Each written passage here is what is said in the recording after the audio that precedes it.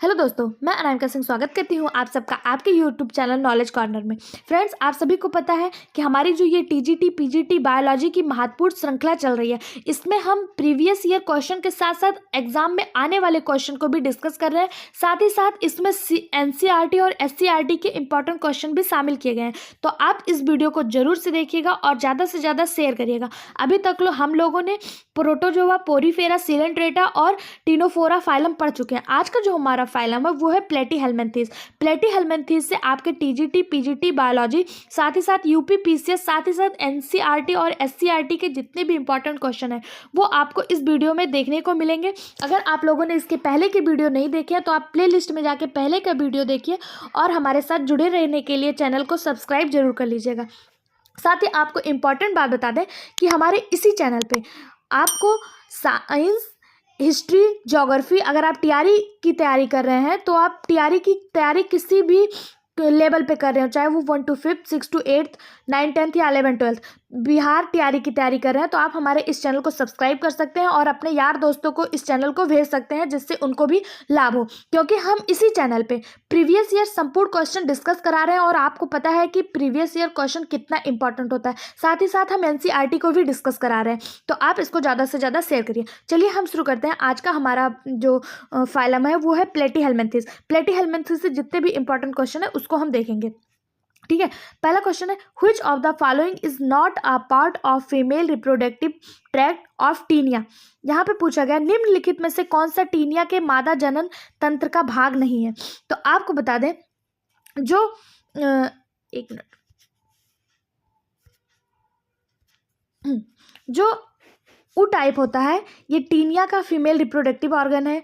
Vagina भी taenia में है, यूट्रस भी टीनिया का फीमेल रिप्रोडक्टिव ऑर्गन है। लेकिन जो यहाँ पे आपको सीरस सैक दिख रहा है, सीरस सैक ये टीनिया का माता जनन अंग नहीं है, यानी कि ऑप्शन डी इसका सही जवाब हो जाएगा, क्योंकि यहाँ पे नहीं पूछा है कौन सा नहीं है।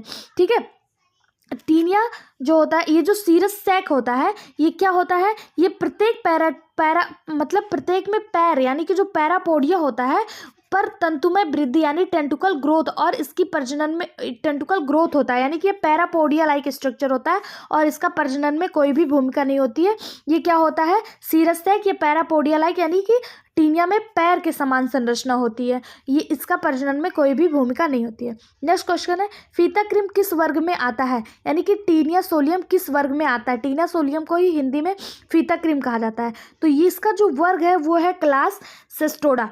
टीनिया सोलियम जो है वो क्लास सिस्टोडा से बिलोंग करता है, क्लास सिस्टोडा के अंतर्गत आता है। Class Cestoda Platyhelminthes, phylum Platyhelminthes का ही एक क्लास है सिस्टोडा, इसी में टीनिया सोलियम को रखा जाता है। ठीक है, ये जो होता है टीनिया सोलियम इसके 2 होस्ट पे अपना जीवन कंप्लीट करता है। इसके जीवन में कितने होस्ट होते हैं, 2 होस्ट होते हैं, अर्थात ये क्या होता है, डाइजेनेटिक होता है। ठीक है, कैसा होता है, डाइजेनेटिक होता है। इसका जो प्राथमिक होस्ट होता है वो ह्यूमन होता है, ह्यूमन यानी कि मनुष्य होता है, यानी कि हम लोगों में ये अपना पहला होस्ट बनाता है। और द्वितीय होस्ट जो इसका होता है वो होता है पिग, यानी कि सुअर होता है। द्वितीय होस्ट क्या होता है, सुअर होता है। तो आपसे पूछा जाएगा टीनिया सोलियम में कितने होस्ट पे अपना जीवन कंप्लीट करता है, इसकी लाइफ साइकिल कितने होस्ट पे डिपेंड करती है, तो 2 होस्ट पे डिपेंड करती है। कौन कौन सा, ह्यूमन और पिग। पहला क्या होता है, पहला ह्यूमन होता है और द्वितीय क्या होता है, वो सुअर होता है, यानी कि पिग होता है। ठीक है, इसका शरीर जो होता है वो टैप के जैसी संरचना होती है, इसकी शरीर जैसे टेप होता है लंबी सी, उसके जैसी संरचना होती है, इसीलिए इसको क्या कहा जाता है, इसीलिए इसको टैप वार्म भी कहा जाता है। ठीक है, आमतौर पर टीनिया सोलियम को टैप वार्म के नाम से भी जाना जाता है।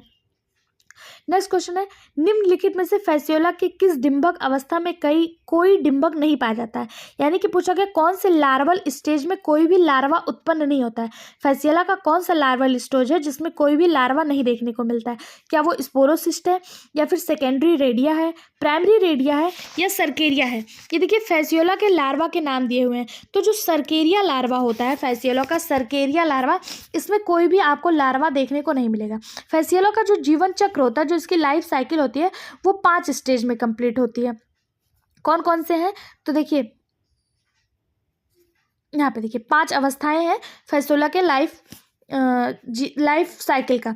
कौन कौन सा है, अंडा है यानी एग है, जब एग बनता है फिर मीराशीडियम, सर्केरिया, मेटासर्केरिया और वयस्क फ्लूक का निर्माण हो जाता है। पहले एग होता है, एग से ये मीराशीडियम लार्वा में चेंज होता है, मीराशीडियम लार्वा सर्केरिया लार्वा में चेंज होता है, सर्केरिया लार्वा मेटासर्केरिया बनाता है और उसके बाद एक वयस्क यानी कि यंग फ्लूक, डेवलप फ्लूक का निर्माण हो जाता है, टीनिया सोलियम फैसियोला का निर्माण हो जाता है। ठीक है, तो इसमें जो सर्केरिया लार्वा है, सर्केरिया लार्वा, इससे कोई भी अवस्था में लार्वा नहीं बनता। ठीक है, सर्केरिया अवस्था में लार्वा नहीं बनता है।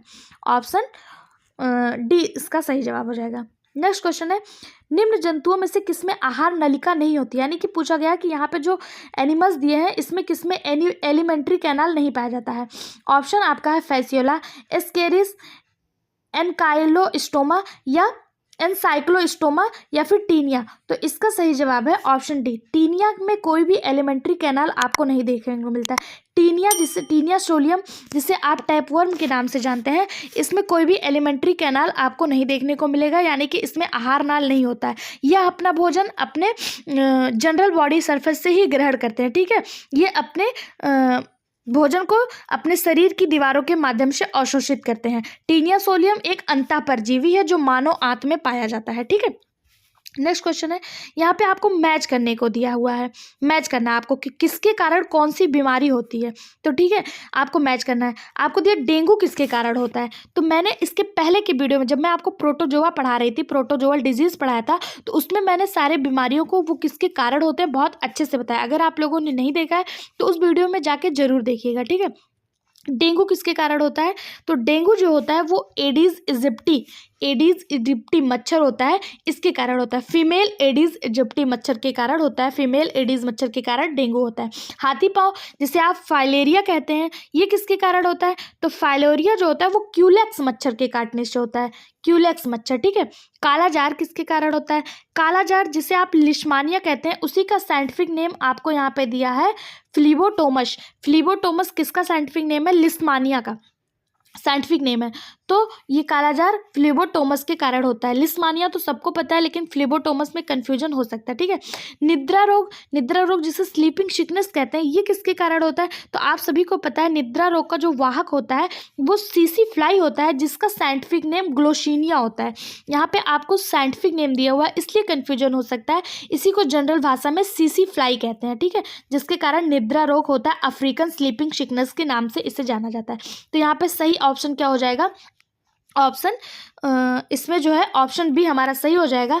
डेंगू बुखार, एडीज मच्छर, हाथी पाँव, क्यूलेक्स मच्छर, काला जार, फ्लेबोटोमस और निद्रा रोग ग्लोक्सिनिया यानी सीसी फ्लाई के कारण होता है।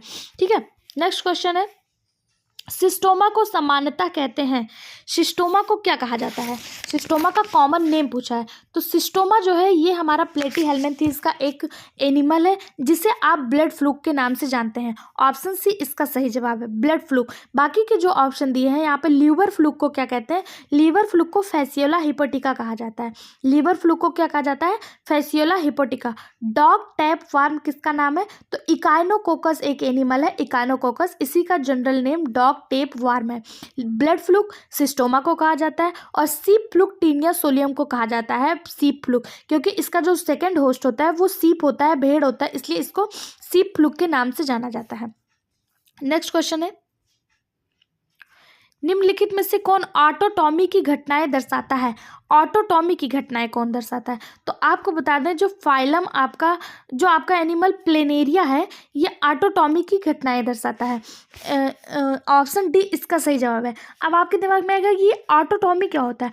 ऑटोटॉमी एक ऐसी घटना होती है जिसमें एक या एक से अधिक शरीर के अंगों को एक प्रीडेटर से बचाने के लिए शरीर से हटा दिया जाता है, यानी कि जो इनका बॉडी है अगर उस पर कोई भी असुरक्षा महसूस हो रही है इनको, तो कोई भी इनकी तरफ आ रहा है या इनको लग रहा है कि कोई अब इनको खाने के लिए आ रहा है, तो ये प्रीडेटर से बचाने के लिए खुद के शरीर के अंगों को ही काट के अलग कर देते हैं, अपनी रक्षा करते हैं, यानी कि ये सेल्फ डिफेंस तंत्र है, इसी को ऑटोटॉमी के नाम से जाना जाता है। ठीक है, और ये जो प्लेनेरिया एनिमल है उसमें देखने को मिलता है। नेक्स्ट क्वेश्चन है, निम्नलिखित युग्मों में से कौन सा उचित मिलान है, यानी कि आपको यहाँ पे 4 एनिमल्स दिए हैं और उनका क्लास पूछा है कि कौन सा इसमें से सही क्लास का मिलान है। टीनिया, तो ये गलत है। ऑप्शन सी जो आपका सिस्टोमा है ये क्लास ट्रिमेटोडोटा से बिलोंग करता है, ठीक है, ट्रिमेटोडोटा से बिलोंग करता है। अगर बात करें टीनिया की तो टीनिया सिस्टोडा से बिलोंग करता है, क्लास सिस्टोडा से टीनिया बिलोंग करता है। तो ये गलत हो जाएगा, ये भी गलत हो जाएगा, ये भी गलत हो जाएगा। सिस्टोमा आपका जो है ये ट्रिमेटोडोटा क्लास से बिलोंग करता है। ऑप्शन सी इसका सही जवाब है, ठीक है। नेक्स्ट क्वेश्चन है, इनमें से कौन सा एक प्लेटीहेल्मिन्थेस का लक्षण है, यानी कि आपसे पूछा है कि कैरेक्टर ऑफ प्लेटीहेल्मिन्थेस। प्लेटीहेल्मिन्थेस का कैरेक्टर क्या है, क्या वो रेडियल सिमेट्री होते हैं? नहीं, तो प्लेटीहेल्मिन्थेस रेडियल सिमेट्री नहीं होते हैं। रेडियल सिमेट्री क्या होता है कि इसके एनिमल्स को किसी भी अंग से काटो तो वो इक्वल हाफ में कटेंगे, इक्वल कटेंगे, तो ये रेडियल सिमेट्री नहीं होते हैं। रेडियल सिमेट्री किस में देखने को मिलती है? रेडियल सिमेट्री आपको फाइलम इकाइनोडर्मेटा में देखने को मिलती है, जिसमें स्टारफिश होता है, उसको आप किसी भी पार्ट से काट दीजिए तो आपको रेडियल सिमेट्री समान आकार देखने को मिलेगा। क्या प्लेटीहेल्मिन्थेस टिप्लोब्लास्टिक होते हैं? तो हाँ, प्लेटीहेल्मिन्थेस जो होते हैं वो टिप्लोब्लास्टिक होते हैं। इसके पहले के जितने एनिमल्स थे, चाहे वो फाइलम प्रोटोजोआ के थे, पोरीफेरा के थे या सिलेंट्रेटा के थे, वो डिप्लोब्लास्टिक थे। प्लेटीहेल्मिन्थेस में आपको टिप्लोब्लास्टिक लेयर देखने को मिलता है, तो इसका सही जवाब हो जाएगा ऑप्शन बी। प्लेटीहेल्मिन्थेस जो होते हैं वो कैसे होते हैं? वो टिप्लोब्लास्टिक होते हैं, ठीक है। ये प्लेटीहेल्मिन्थेस का विशिष्ट लक्षण है क्योंकि यह पहला फाइलम है जिसमें आपको टिप्लोब्लास्टिक लेयर देखने को मिलता है और यह पहला फाइलम है जिसमें आपको ऑर्गन लेवल डेवलपमेंट देखने को मिलता है। इसके पहले के जितने आपने सिलेंट्रेटा को देखा था, निडारिया को देखा था, उसमें आपको टिश्यू लेवल ऑर्गेनाइजेशन देखने को मिला होगा। प्रोटोजोआ और पोरीफेरा सेल लेवल था, लेकिन जो ये आपका फाइलम प्लेटीहेल्मिन्थेस है यहाँ से आपको ऑर्गन लेवल डेवलप देखने को मिलेगा। ऑर्गन, कुछ ऑर्गन देखने को मिलेंगे, ठीक है। फाइलम प्लेटीहेल्मिन्थेस में यहाँ से ऑर्गन डेवलप होना शुरू हो जाता है, ये टिप्लोब्लास्टिक में अंतर्गत आता है, ठीक है। नेक्स्ट क्वेश्चन है, flame cell are main excretory structure of. Flame कोशिकाएं जो होती हैं वो किसकी स्क्रेटरी ऑर्गन है? ये इसको वेरी IMP मार्क करिएगा क्योंकि यह हमेशा पूछा जाने वाला क्वेश्चन है। किसी ना किसी फाइलम से या किसी ना किसी एनिमल्स का नाम देके पूछ लेगा कि इसका स्क्रेटरी ऑर्गन क्या है। तो मैं अभी आपको बताऊंगी कि किस ऑर्गन में कौन सा स्क्रेटरी ऑर्गन, किस फाइलम में कौन सा स्क्रेटरी ऑर्गन होता है। तो पहले हम देखते हैं फ्लेम सेल किसका है। तो फ्लेम सेल प्लेटीहेल्मिन्थेस का स्क्रेटरी ऑर्गन है, जिसे आप सोलेनोसाइट्स या प्रोनेफ्रिडिया के नाम से जानते हैं।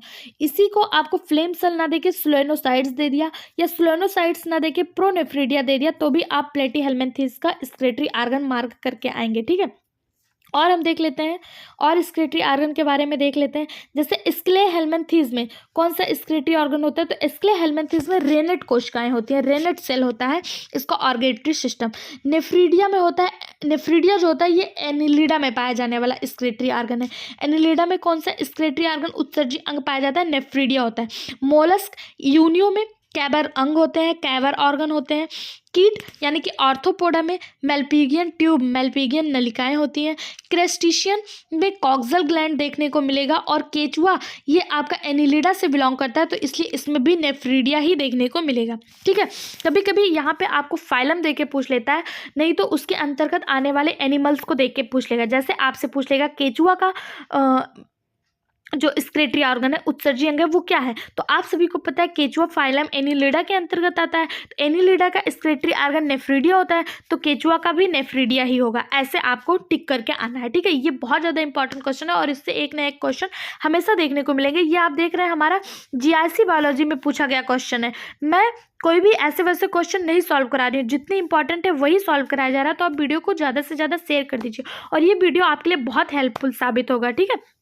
नेक्स्ट क्वेश्चन है, mesodermal tissue filling up the space between various organ in flatworm is. Flatworm के विभिन्न अंगों के बीच की जगह को भरने वाला मेसोडर्मल ऊतक कौन सा है? तो देखिए आपको पता है कि यह पहला एनिमल है जिसमें टिप्लोब्लास्टिक लेयर देखने को मिला है।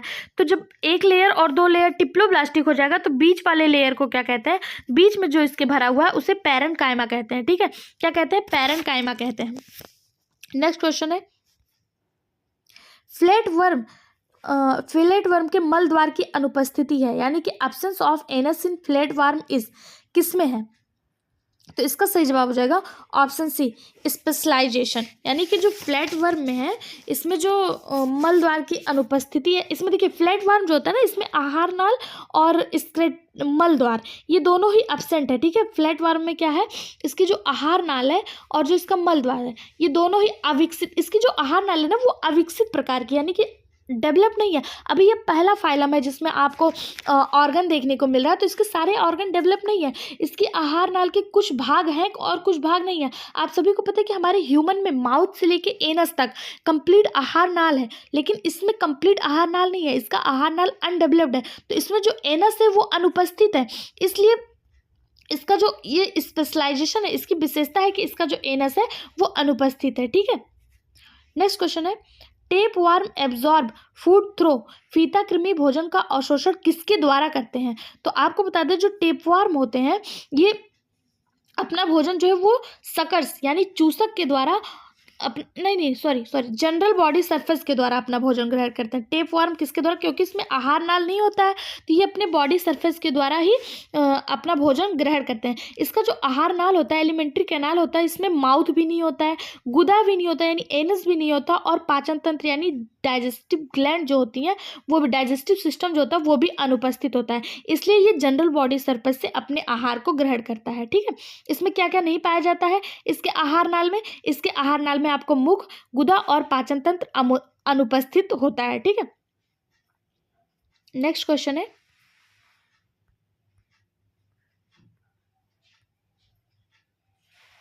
निम्नलिखित में से कौन सा परजीवी समूह है जिसमें घोंघा एक मध्यवर्ती पोषक है, यानी सेकेंडरी होस्ट पूछा है, किसमें स्नेल जो है वो सेकेंडरी होस्ट के रूप में है। तो आपको बता दें ट्रिमेटोडा, ट्रिमेटोडा जो समूह है, क्लास है, इसमें जो स्नेल है वो सेकेंडरी होस्ट है। ठीक है, ट्रिमेटोडा में आपको फ्लूक एनिमल देखने को मिलेगा, ये एक प्लेटीहेल्मिन्थीज का परजीवी है। ट्रिमेटोडा किसका परजीवी है, प्लेटीहेल्मिन्थीज का, इसे फ्लूक एनिमल भी कहा जाता है। इसमें जो फर्स्ट होस्ट होता है वो सीप होता है और सेकंड होस्ट जो होता है वो क्या होता है, सेकंड होस्ट जो होता है वो घेंघा यानी कि स्नेल होता है। आपसे पूछ लिया जाएगा इसका फर्स्ट होस्ट क्या है, फैसियोला का फर्स्ट होस्ट क्या है, तो फैसियोला का फर्स्ट होस्ट आपको सीप देखने को मिलेगा और सेकेंडरी होस्ट स्नेल होगा। क्लास ट्रिमेटोडा में किसको रखा जाता है, तो फैसियोला हिपेटिका का ही एक क्लास है ट्रिमेटोडा। ठीक है, नेक्स्ट क्वेश्चन है, इनमें से कवच ग्रंथि के लिए कौन सा कथन सत्य है? कवच ग्रंथि के लिए सत्य पूछा है, तो जो इसमें पूछा है कौन सा करेक्ट है, सेल ग्लैंड के लिए पहला ऑप्शन दिया हुआ है, कवच ग्रंथि को फैसियोला हिपेटिका में परक मादा ग्रंथि भी कहते हैं, तो ये बिल्कुल सत्य है, ये ऑप्शन सही है। फिर दिया है कि कवच ग्रंथि क्रस्टेशियन में एक रीनल ऑर्गन और रूपांतरित प्रगुआ वाहिनी है, ये भी सत्य है। अ सेल ग्लैंड इज मॉलस्कन ऑर्गन, ये भी सत्य है, मॉलस्कन ऑर्गन के सेल ग्लैंड को ही कवच ग्रंथि भी कहा जाता है। ठीक है, ये भी सत्य है, यानी कि इसका सही जवाब हो जाएगा ऑप्शन डी, इसका सही जवाब हो जाएगा। नेक्स्ट क्वेश्चन, फ्लेम कोशिकाएं किससे संबंधित है? अभी मैंने आपसे बताया था कि उत्सर्जी अंग से एक ना एक क्वेश्चन जरूर देखने को मिलेगा। आप यहाँ पे देख रहे हैं ये हमारा यूपीपीएससी और पीजीटी दोनों में पूछा गया प्रश्न है कि फ्लेम कोशिकाएं किससे संबंधित है। फ्लेम कोशिकाएं उत्सर्जन से संबंधित है और ये प्लेटीहेल्मिन्थीज के उत्सर्जनी ऑर्गन है फ्लेम सेल्स, जिसे आप सोलेनोसाइट्स के नाम से भी जानते हैं। तो यह किससे संबंधित है, उत्सर्जन से संबंधित है। ठीक है, ये जो होती हैं ये ज्वाला के समान प्रतीत होती है, इसलिए इन्हें फ्लेम सेल या ज्वाला कोशिकाएं कहा जाता है। इनकी जो गति होती है वो ज्वाला के समान होती है। नेक्स्ट क्वेश्चन देखते हैं। दोस्तों आप वीडियो को ज़्यादा से ज़्यादा शेयर करिएगा, शेयर करने में कंजूसी बिल्कुल मत करिएगा। ठीक है, क्योंकि यह बहुत इंपॉर्टेंट श्रृंखला चल रही है, अगर आपका सपोर्ट मिलेगा तभी हम इस तरह के वीडियो और ला पाएंगे। नेक्स्ट क्वेश्चन है, the reason for the measly pork fish in is the, यानी कि सुअर के मांस से खसरा रोग के लक्षण हैं। सुअर के मांस से खसरा रोग के क्या लक्षण है, तो इसका सही जवाब है सिस्टीरी सर्कस की उपस्थिति। सुअर के मांस में सिस्टीरी सर्कस की जब उपस्थिति होती है, सिस्टीरी सर्कस क्या है, सिस्टीरी सर्कस टीनिया सोलियम का लार्वा है, इसकी जब उपस्थिति होती है तो खसरा रोग देखने को मिलता है। ठीक है, आपसे पूछा जाएगा कि किसकी उपस्थिति से सुअर का मांस में ऐसा क्या प्रेजेंट होता है जिससे खसरा रोग होने की उत्पत्ति होती है, मिजल्स होने की संभावना होती है। तो सिस्टीरी सर्कस लार्वा किसका लार्वा है? ये टीनिया सोलियम का लार्वा है। इसका फर्स्ट होस्ट ह्यूमन होता है और सेकेंड होस्ट सुअर होता है। सुअर का मांस जो लोग खाते हैं उसमें खसरा रोग होने की बहुत अधिक संभावना होती है। क्यों? क्योंकि सुअर के मांस में टीनिया का लार्वा सिस्टीरी सर्कस पाया जाता है। तो इसका सही जवाब हो जाएगा ऑप्शन बी। नेक्स्ट क्वेश्चन है, स्मॉलेस्ट टैप वार्म इज, सबसे छोटा फीता कृमि कौन सा है? टीनिया है, मोजेनिक है, इकाइनोकोकस है या कोटुगिनिया है? तो इसका सही जवाब है इकाइनोकोकस। ऑप्शन सी इसका सही जवाब हो जाएगा। इकाइनोकोकस सबसे छोटा फीता कृमि होता है और इसकी जो लंबाई होती है वो कितनी होती है? केवल 2 से 6 mm होती है। 2 से 6 mm होती है, ठीक है। और इसका प्राइमरी होस्ट डॉग होता है और सेकेंडरी होस्ट क्या होता है? भेड़ होता है। प्राइमरी होस्ट डॉग और सेकेंडरी होस्ट भेड़ होता है। इकाइनोकोकस ग्रेनुलोलस इसका पूरा नाम है। इसे डॉग वार्म के नाम से भी जाना जाता है क्योंकि इसका प्राइमरी होस्ट जो होता है वो डॉग होता है। नेक्स्ट क्वेश्चन है, सोलोनोसाइट्स किसके साथ जुड़े हुए हैं? सोलोनोसाइट्स जिसे आप फ्लैम सेल के नाम से भी जानते हैं, ये उत्सर्जन ऑर्गन है सोलोनोसाइट्स। इसे प्रोनेफ्रिडिया भी कहा जाता है। फ्लैम सेल, सोलोनोसाइट्स या प्रोनेफ्रिडिया तीनों एक ही है और ये प्लेटीहेल्मिन्थेज का एक्सक्रीटरी ऑर्गन है। नेक्स्ट क्वेश्चन है, spiral cleavage in observed in, यानी कि सर्पिल विदलन देखी जाती है, किस में देखी जाती है? मेढक में, मछली में, टर्वेरिया में या हाइड्रा में? तो इसका सही जवाब है टर्वेलेरिया। टर्वेलेरिया में स्पाइरल क्लीवेज देखने को मिलती है, ठीक है। स्पाइरल क्लीवेज किस में देखने को मिलती है? टर्वेलेरिया लार्वा में देखने को मिलती है। नेक्स्ट क्वेश्चन है, digestive system is completely absent किस में होता है? डाइजेस्टिव सिस्टम कंप्लीटली absent किस में होता है? तो सिस्टोड्स में जो पाचन तंत्र होता है वो पूर्ण रूप से अनुपस्थित होता है। ये प्लेटीहेल्मिन्थेज का ही जंतु है सिस्टोड्स, ठीक है। इसमें पाचन तंत्र अनुपस्थित होता है। इसे टेप वार्म या फीता कृमि भी कहते हैं। अब देखिए, अभी तक हम लोगों ने प्लेटीहेल्मिन्थेज के जनरल क्वेश्चन देखे। अब हम फैसियोला और टीनिया से कौन कौन से क्वेश्चन आए। फैसियोला हेपेटिका और टीनिया सोलियम ये प्लेटीहेल्मिन्थेज के ही एनिमल्स हैं। इससे कौन कौन से क्वेश्चन कहाँ पे देखने को मिले उसको डिस्कस करते हैं। क्वेश्चन है, sporocyst is the larva of, sporocyst किसका लार्वा है? साइकॉन का, टीनिया का, लीवर फ्लूक का या स्केरिस का? तो इसका सही जवाब हो जाएगा स्पोरोसिस्ट जो है ये लीवर फ्लूक, जिसे आप फैसियोला हेपेटिका के नाम से जानते हैं, उसका लार्वा है। आपसे ऐसा भी क्वेश्चन देखने को मिल जाएगा कि लीवर फ्लूक किसका जनरल नेम है? तो फैसियोला हेपेटिका का जनरल नेम लीवर फ्लूक होता है। इसी को फैसियोला हेपेटिका को ही लीवर फ्लूक के नाम से जाना जाता है। नेक्स्ट क्वेश्चन है,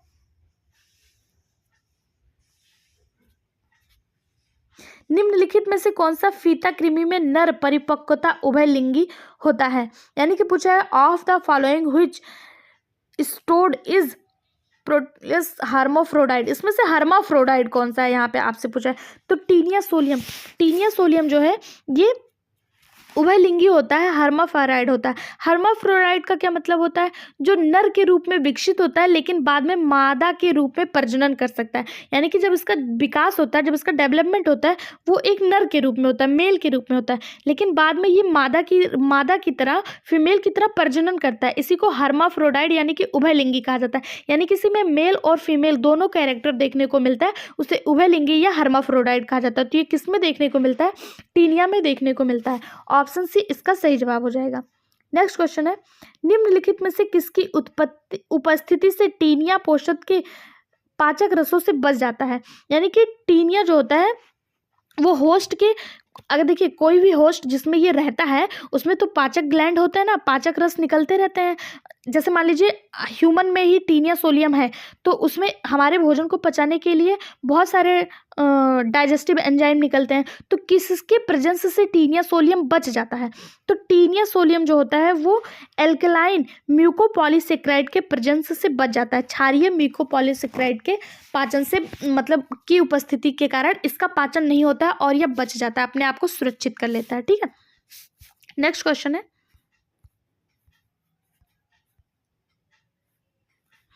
टीनिया का जीवन चक्र होता है, टीनिया का जीवन चक्र कैसा होता है? मोनोजेनेटिक, डाइजेनेटिक, पॉलीजेनेटिक या हेक्साजेनेटिक? तो जो टीनिया सोलियम होता है ये इसका जीवन चक्र डाइजेनेटिक होता है। टीनिया सोलियम, फैसियोला हेपेटिका और टीनिया सेनिगेटा ये तीनों ही डाइजेनेटिक होते हैं। टीनिया सोलियम का जो होस्ट होता है कौन सा होता है, क्या होता है टीनिया सोलियम का होस्ट? इसके पहले के वीडियो में मैंने आपको बताया, आप कमेंट बॉक्स में कमेंट करके हमें जरूर से जरूर बताएंगे कि टीनिया सोलियम का पहला होस्ट और दूसरा होस्ट क्या है, ठीक है, क्योंकि इसके पहले मैं आपको बता चुकी हूँ। नेक्स्ट क्वेश्चन है, Fasciola hepatica occurs in, Fasciola hepatica किस में रहता है? तो फैसियोला हेपेटिका जो होता है वो लीवर ऑफ सीप में रहता है, यानी कि भेड़ के यकृत में रहता है फैसियोला हेपेटिका। अभी मैंने आपको बताया ये डाइजेनेटिक होता है, फैसियोला हेपेटिका भी डाइजेनेटिक होता है, ठीक है। तो ये जो मतलब फैसियोला हेपेटिका है ये भेड़ के यकृत में पाया जाता है और ये परजीवी होता है। ये अपना कुछ समय जो जीवन का होता है वो नदी, तालाब, पोखरे आदि में पाए जाने वाले घोंघा में व्यतीत करता है, यानी कि स्नेल में व्यतीत करता है। और जो इसका शेष समय होता है उसके बाद जो बचता है वो पशुओं के, जैसे कि भेड़ के लीवर में अपना जीवन बिताता है, ठीक है। घोंघा से निकलकर यह जो परजीवी होता है ये लार्वा नदी, पोखरे और तालाब आदि के किनारे घास की पत्तियों पर लटक जाते हैं। जब स्नेल में इसका जीवन चक्र पूरा हो जाता है तो इसका जो लार्वा होता है वो नदी, तालाब के किनारे जो पाए जाने वाले घास होते हैं उसमें लटक जाते हैं। और जब पशु इसको खाने के लिए आते हैं घास को, जैसे भेड़ इसको चरने के लिए आया, तो उसी से ये भेड़ के शरीर में प्रवेश कर जाते हैं और उनके यकृत में अपना निवास स्थान बना लेते हैं, ठीक है। तो इसका सही जवाब हो जाएगा ऑप्शन बी, लीवर ऑफ सीप, कि भेड़ के यकृत में पाए जाते हैं। नेक्स्ट क्वेश्चन है, function of the Lawrence canal in Fasciola hepatica, Fasciola hepatica में लॉरेंस कैनाल का क्या फंक्शन है, क्या कार्य है? तो जो लॉरेंस कैनाल होता है ये एक्ट एज कॉपुलेटरी पैसेज की तरह कार्य करता है, यानी कि क्रॉस फर्टिलाइजेशन में ये हेल्प करता है, ठीक है। क्रॉस फर्टिलाइजेशन में कौन सा हेल्प करता है? लॉरेंस नलिका फैसियोला हेपेटिका के क्रॉस फर्टिलाइजेशन में हेल्प करता है। नेक्स्ट क्वेश्चन है, कौन सी लार्वल अवस्था सिस्टोमा के जीवन चक्र में नहीं होती है? यानी कि यहाँ पे आपको 4 लार्वल स्टेज दिए हैं, इसमें से पूछा सिस्टोमा के जीवन चक्र में कौन सी नहीं होती है? रेडिया, सर्केरिया, मेरिसीडियम या स्पोरोसिस्ट? इसका सही जवाब हो जाएगा रेडिया। ये सिस्टोमा के जीवन चक्र में नहीं पाया जाता है। सिस्टोमा प्लेटीहेल्मिन्थेस के ही एक लार्वल स्टेज है। सिस्टोमा के जीवन चक्र में रेडियल लार्वल अवस्था नहीं पाई जाती है, टीनिया सोलियम में पाई जाती है, ठीक है। किस में पाई जाती है? टीनिया सोलियम में पाई जाती है। नेक्स्ट क्वेश्चन है,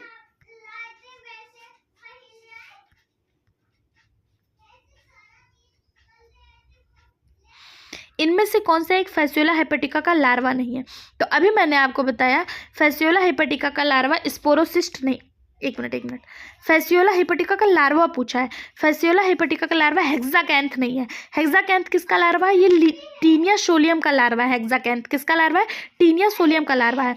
जबकि फैसियोला हेपेटिका के लार्वा पूछेगा तो फैसियोला हेपेटिका जो होता है ये भेड़ और स्नेल यानी कि सीप और घोंघा में अपना जीवन चक्र जो है वो कंप्लीट करता है, और इसका जो लार्वा है वो फैसियोला हेपेटिका का स्पोरोसिस्ट, रेडिया, सर्केरिया, मेटासर्केरिया ये इसकी लार्वल स्टेज है। जबकि हेक्साकैंथ जो होता है ये टीनिया सोलियम का लार्वल स्टेज है, ठीक है। नेक्स्ट क्वेश्चन है, टीनिया सर्जिनेटा टीनिया सोलियम से भिन्न है क्यों? किसकी उपस्थिति के कारण, किसकी अनुपस्थिति के कारण जो टीनिया सर्जिनेटा है वो टीनिया सोलियम से भिन्न है? तो आप सभी को बता दें टीनिया सोलियम में जो होता है वो आपको वहाँ पे रोस्टेलम और हुक्स देखने को मिलता है टीनिया सोलियम में, जबकि टीनिया सर्जिनेटा में आपको रोस्टेलम और हुक्स अनुपस्थित मिलता है। टीनिया सर्जिनेटा में रोस्टेलम और हुक्स नहीं देखने को मिलता है। तो ऑप्शन ए ही इसका सही जवाब हो जाएगा। यहाँ पे अगर हुक्स भी दिया होता तो इसमें से एक से अधिक आंसर हो जाता अगर हुक दिया होता, हुक, क्योंकि टीनिया सर्जिनेटा में रोस्टेलम जिसे आप तुंडक और हुक्स दोनों ही देखने को नहीं मिलते हैं। देखिए आपको यहाँ पे प्रॉपर्टीज दी हुई है टीनिया सोलियम और टीनिया सर्जिनेटा की। तो देखिए टीनिया सोलियम जो होता है उसे पोर्क टेपवार्म कहते हैं और टीनिया सर्जिनेटा को बीफ टेपवार्म कहते हैं। टीनिया सोलियम का जो होस्ट होता है वो ह्यूमन होता है और टीनिया सर्जिनेटा का भी होस्ट ह्यूमन होता है, प्राइमरी होस्ट। और सेकेंडरी होस्ट टीनिया सोलियम का सूअर होता है, पिग होता है, और टीनिया सर्जिनेटा का सेकेंडरी होस्ट गाय या मवेशियाँ होती हैं, ठीक है। टीनिया सोलियम टीनियासिस और सिस्टोरस कोसिस यानी कि इसके जो रोग होते हैं वो टीनियासिस और सिस्टोरस कोसिस 2 रोग डेवलप करता है। टीनिया सर्जिनेटा केवल टीनियासिस रोग ही डेवलप करता है, ठीक है। तो इसका सही जवाब हो जाएगा ऑप्शन ए, ठीक है। नेक्स्ट क्वेश्चन है, टीनिया अपना भोजन ग्रहण करता है। टीनिया अपना भोजन कैसे ग्रहण करता है? टीनिया अपना भोजन जनरल बॉडी सरफेस से ग्रहण करता है, क्योंकि ये प्लेटीहेल्मिन्थेस का एक एनिमल है और इसमें कंप्लीट एलिमेंट्री कैनाल नहीं पाया जाता है, इसलिए यह जनरल बॉडी सरफेस से अपना भोजन ग्रहण करता है। ठीक है, नेक्स्ट क्वेश्चन है, blade worm is a larva of. Blade worm किसका लार्वा है? क्या वो ओविलिया का है, सिल्क मॉथ का है, टीनिया का है या नेरिस का है? तो आपको बता दें, ब्लैडर वर्म जो होता है वो टीनिया का लार्वा है। आपसे पूछेगा ओविलिया का लार्वा क्या है, तो ओविलिया का लार्वा जो होता है उसे प्लेनुला लार्वा कहते हैं। ओविलिया के लार्वा को प्लेनुला लार्वा कहते हैं। और सिल्क मॉथ का लार्वा जो होता है, जिसे रेशम कीट कहते हैं, इसके लार्वा को कैटरपिलर कहा जाता है। सिल्क मॉथ के लार्वा को कैटरपिलर। टीनिया का लार्वा ब्लैडर वर्म है और नेरिस का लार्वा जो होता है उसे ट्रोकोफोर लार्वा के नाम से जाना जाता है। नेरिस के लार्वा को ट्रोकोफोर के नाम से जाना जाता है। कैटरपिलर किसका लार्वा है, ये आप कमेंट बॉक्स में कमेंट करके हमें बताइएगा जरूर से। ठीक है, नेक्स्ट क्वेश्चन है, in Fasciola hepatica the secretion of Mehlis gland is to. Fasciola hepatica में उत्सर्जी मेहिल्स ग्लैंड क्या होता है, ग्रंथियां क्या होती हैं? तो आपको बता दें, फैसियोला हेपेटिका में जो उत्सर्जी मेहिल्स ग्लैंड होता है वो क्या होता है, ये गर्भाशय को चिकनाई देने का भी कार्य करता है, कैप्सूल को सख्त करने का भी कार्य करता है और शुक्राणु को सक्रिय करने में भी मदद करता है मेहिल्स ग्लैंड। तो उपयुक्त सही इसका, तीनों ही इसका सही जवाब है। ठीक है, नेक्स्ट क्वेश्चन है, ओस्मोट्रॉफी पाया जाता है। ओस्मोट्रॉफी, ये देखिए आपका पीजीटी बायोलॉजी 2003 में और जीआईसी बायोलॉजी 2015 में, साथ ही साथ स्टेट पीसीएस 2000 में पूछा गया क्वेश्चन है। बहुत ही इंपॉर्टेंट क्वेश्चन है। ओस्मोट्रॉफी क्या होता है? ओस्मोट्रॉफी किस में पाया जाता है? तो ओस्मोट्रॉफी जो होता है वो टीनिया में देखने को मिलता है, टीनिया सोलियम में देखने को मिलता है। ठीक है, ओस्मोट्रॉफी भोजन को अवशोषित करने का माध्यम होता है। ठीक है, इसी को ओस्मोट्रॉफी कहा जाता है, जिससे टीनिया सोलियम भोजन को अवशोषित करता है। नेक्स्ट क्वेश्चन है, इनमें से एपोलिसिस की प्रक्रिया है। एपोलिसिस की प्रक्रिया क्या है? ये भी बहुत ज़्यादा इंपॉर्टेंट क्वेश्चन है। इसे most IMP, very IMP mark कर लीजिएगा, क्योंकि ये बहुत ज़्यादा इंपॉर्टेंट क्वेश्चन है। ये एपोलिसिस की प्रक्रिया क्या होती है? तो आपको बता दें कि मुख्य शरीर से ग्रेविड प्रोगुलेटेड का अलग होना ही स्पोरोसिस कहलाती है, एपोलाइसिस कहलाती है। ठीक है,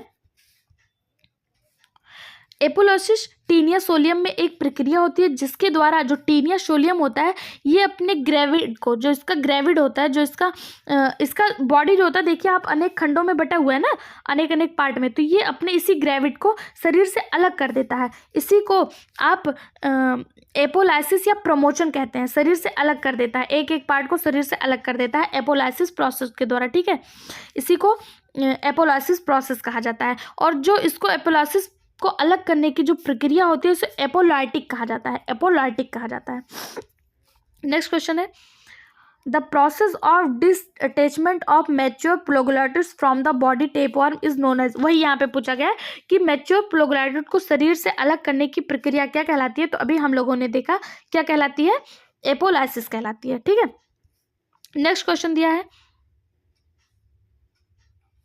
यहाँ पे आपको लार्वा दिया हुआ है और इसका मतलब सही क्रम पूछा हुआ है कि सबसे पहले कौन सा लार्वा आएगा, दूसरे नंबर पे कौन सा आएगा, तीसरे नंबर पे कौन सा आएगा, इसका बढ़ता हुआ क्रम पूछा है। ठीक है, तो देखिए जो यहाँ पे लार्वा दिया, रेडिया, सर्केरिया, मेटासर्केरिया, स्पोरोसिस्ट और मेरिसीडियम। तो आपको बता दें पहला जो स्टेज होता है वो मेरिसीडियम लार्वा होता है, ये पहला स्टेज होता है मेरिसीडियम लार्वा।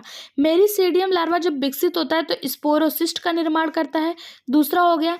तीसरा आपका रेडिया लार्वा बनता है, रेडिया से फिर सर्केरिया लार्वा बनता है और सर्केरिया के बाद आपको मेटासर्केरिया लार्वा देखने को मिलेगा। ठीक है, तो इसका जो सही जवाब हो जाएगा वो होगा ऑप्शन पहला, मतलब पांचवा पहला हो गया, तो पांचवा पहला इसमें दिया यानी ये और ये कट जाएगा, तो फिर दिया है दूसरा स्पोरोसिस्ट यानी कि फोर्थ, तो ऑप्शन सी इसका सही जवाब हो जाएगा। पहले कौन सा आएगा, मेरिसीडियम, स्पोरोसिस्ट, रेडिया, सर्केरिया, मेटासर्केरिया।